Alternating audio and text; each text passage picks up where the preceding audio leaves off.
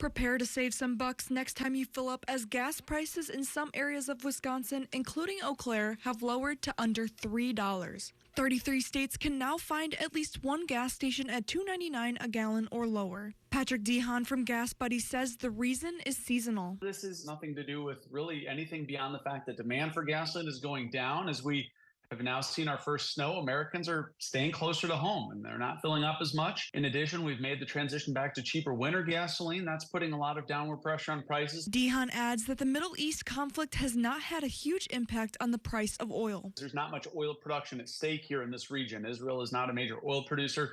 The one wild card to potentially watch is Iran. They are a major oil producer. However, much of their oil has been heavily sanctioned by the U.S. So essentially, the market hasn't really expected Iran to produce as much as it can because of those sanctions. But if Iran does get more involved, if they're pulled into the conflict, or if they escalate the conflict, then we could potentially see in the weeks ahead more of an impact on the price of oil. Drivers we spoke with are happy with the prices being so low, especially with the holidays coming up where travel may be necessary. I mean, anytime the prices go down, that's great. I've never heard anybody complain when prices go down. I've worked over the years with people who've had fixed incomes and so on, and I'm happy for them, probably more than anybody, because for them it makes something like that doable where they can travel and see family, where maybe in the past they wouldn't be able to do that. Dehan says that we haven't seen prices like this so early in the year since COVID began. Last year, it took until November for prices to really start plummeting. And all of that was because of an energy crunch last year in China and in Europe that was trying to source all sorts of fuel ahead of the winter to stockpile because of Russia's war in Ukraine. So